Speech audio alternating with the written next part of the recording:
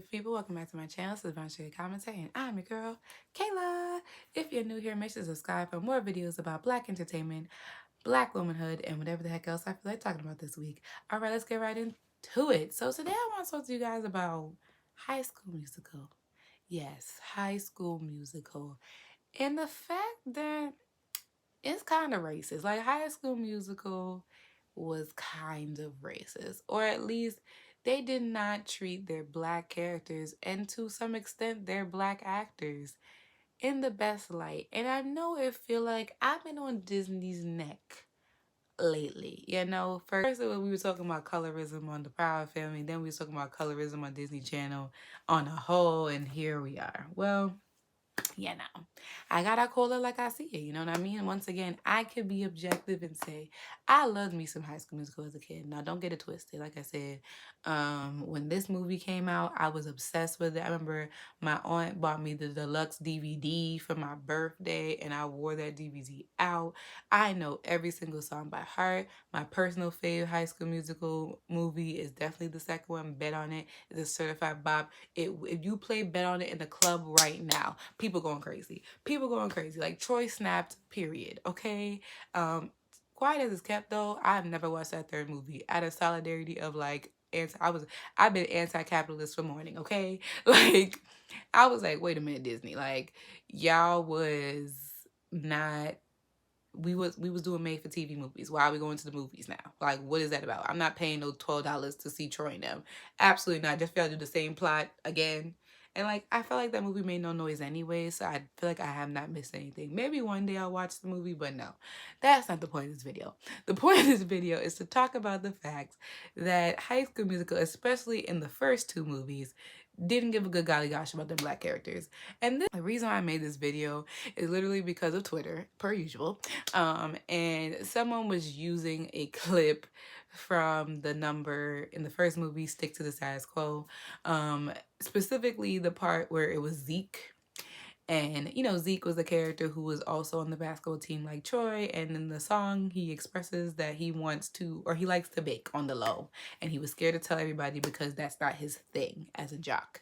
But you know, in the part where they're like, stick to the stuff you know. I'm not a singer, but you know what I mean.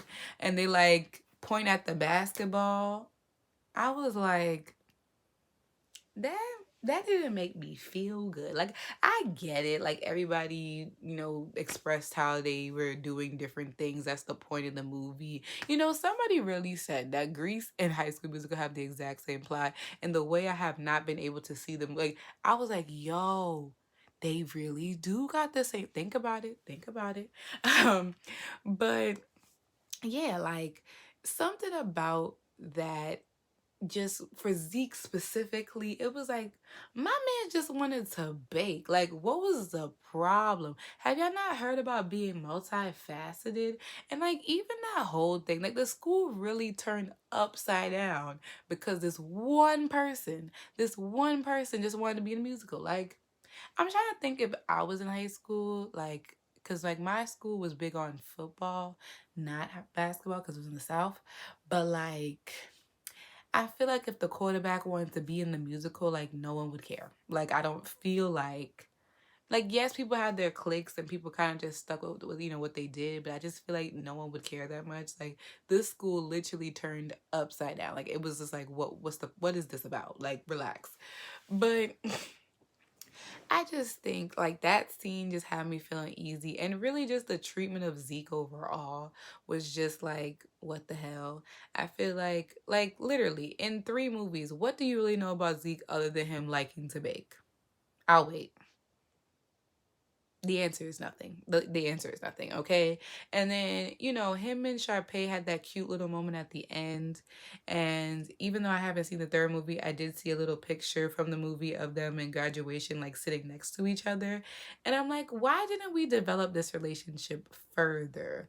Like, instead of Sharpay pining after Troy, when Troy has shown absolutely no signs of wanting her in 3 goddamn movies, why didn't we have her be with Zeke? I feel like she could still be the same exact character, even though Sharpay is another character that really had not much progression or development past the first movie, because her problem was literally the same every single time. It was like literally, what the hell, did we not learn anything? What happened to be all being all this together? Like what happened to the original plot of the movie?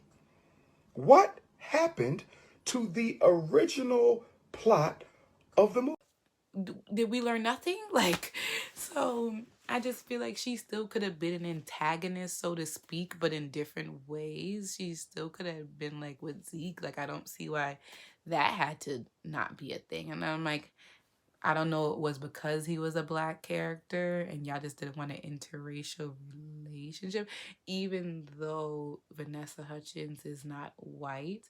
And that's another problematic thing about this movie. Like, they had Vanessa Hudgens' character, at least we were led to believe she was Latina, but she's not in real life. She's actually, I think, biracial, and she is mixed with Native American and Asian. Now, if I'm wrong, I'll put her exact race and ethnicity on the screen, but I'm pretty sure that's what I saw. I was shook when I found it out, because my whole life I thought Miss Vanessa, even though I should have known, because neither Vanessa or Hudgens sounds Latina at all.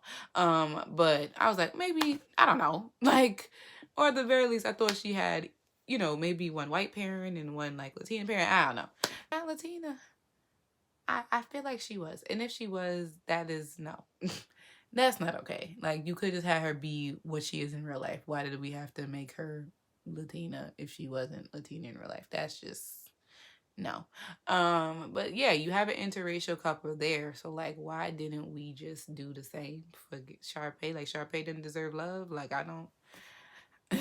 Zeke didn't deserve love. God damn it. Like, so that was already it. Like, Zeke, I'm like, was he even Troy friend for real? I feel like can you name a scene where Troy and Zeke had a conversation? I can't. Like, I get it. He was closer to Chad than anybody else, but like Zeke and him, like, do you remember any iconic lines from Zeke in the second movie? Like, no. And I get it. It's not really about Zeke. Zeke more of like a supporting cast member. But damn, y'all. I mean, this is technically an ensemble cast. The movie is called High School Goddamn Musical. Like, even in Grease, the side characters got a little something to do. Like, remember Rizzo and Kaneki in the pregnancy scare? Like, at least we got to see that unfold. Like, they had a little drama going on. Like, it's a high school ensemble. Like, what? But yeah, so Zeke is already just where I'm already like, eh. Next, we have Mr. Chad. Chad, played by Corbin Blue.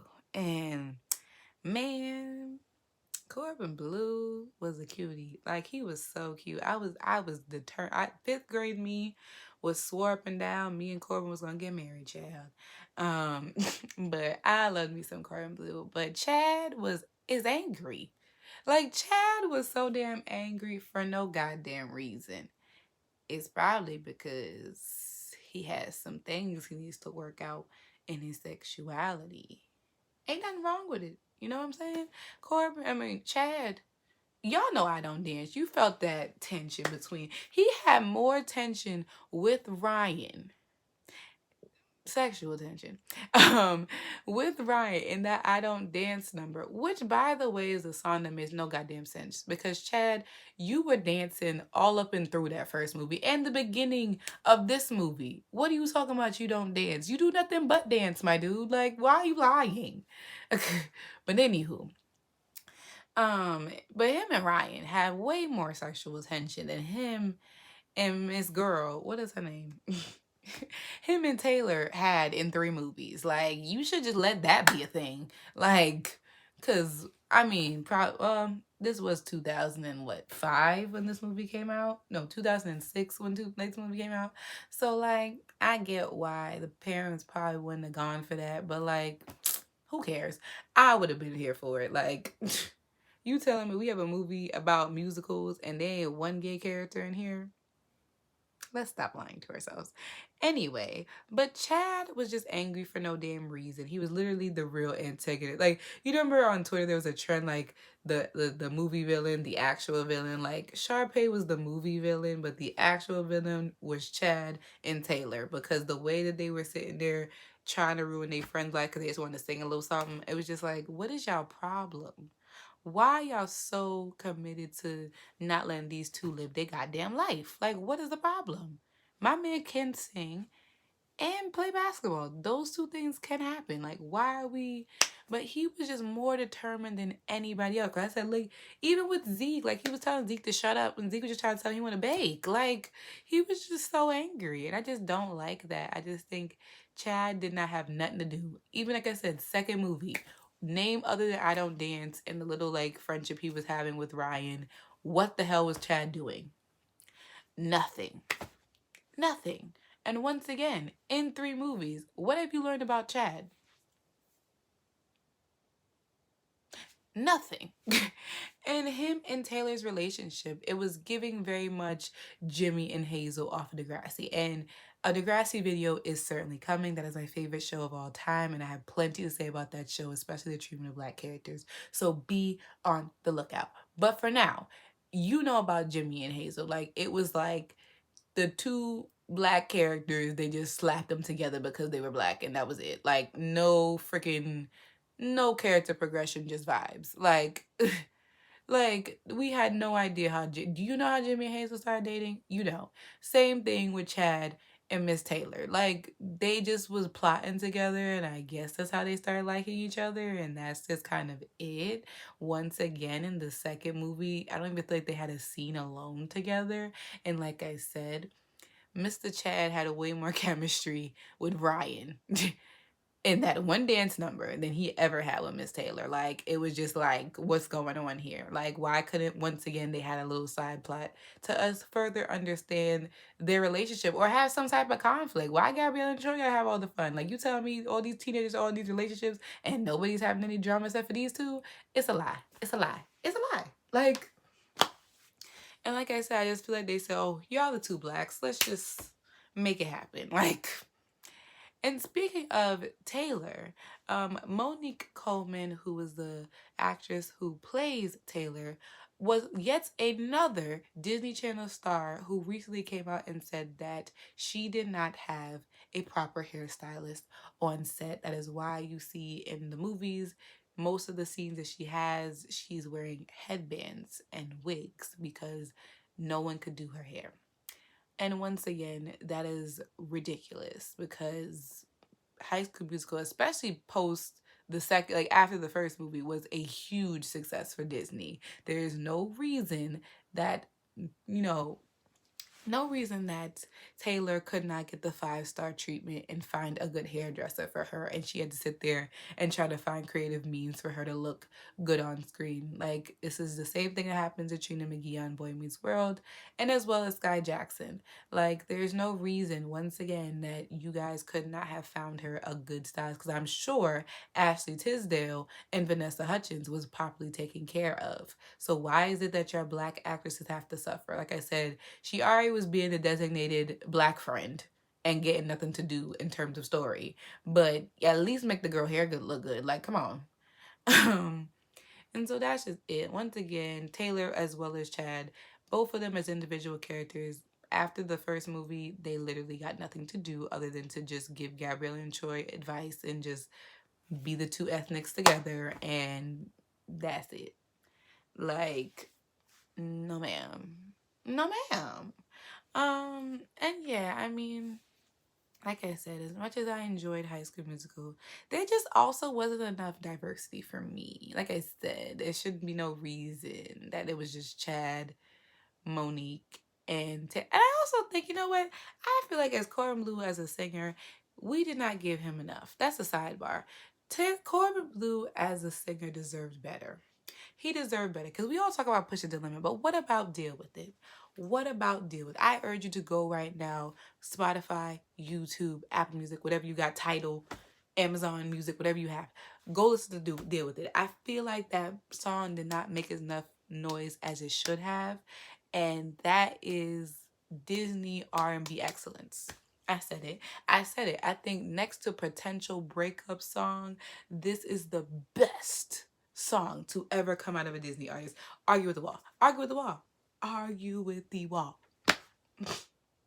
Corbin Blue, I feel like y'all didn't even use him enough for me. I feel like Corbin Blue did not get enough solos for me. Did not get enough solos for me. I feel like he should have gotten he should have got his own little solo song to sing about his motivations and how he feel in the movie. Like, what's that about? What is that about?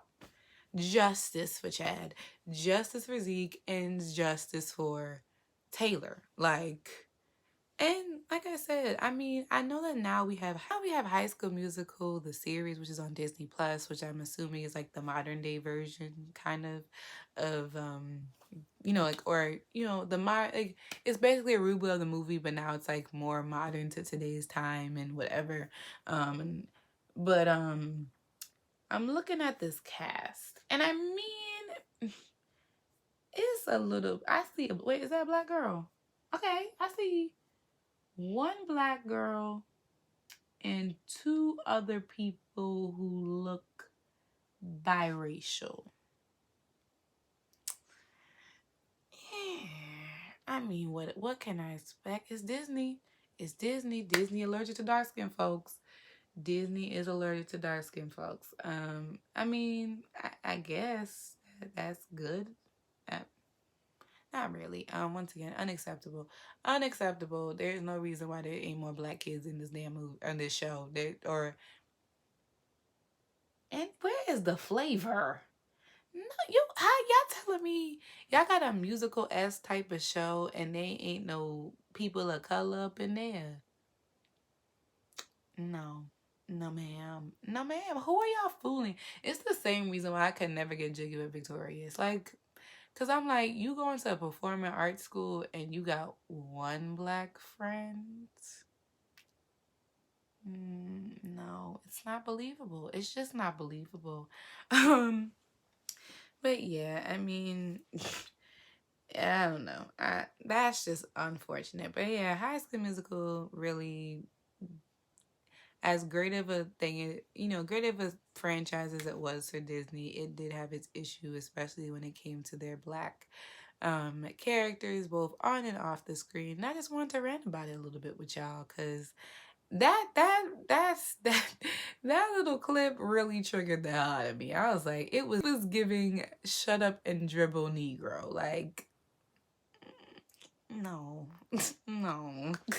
But yeah, let me know what your thoughts are. Who was your favorite High School Musical character? Did you guys, see the subtleties in terms of how the black characters were treated in the series? Do you guys watch the Disney Plus High School Musical series? Is it good? Should I watch it? What do you guys think? How do they treat the black characters on there? Let me know, because I might watch it and make a part 2. But thank you guys so much for watching, and I'll definitely see y'all in my next video. Peace out, y'all.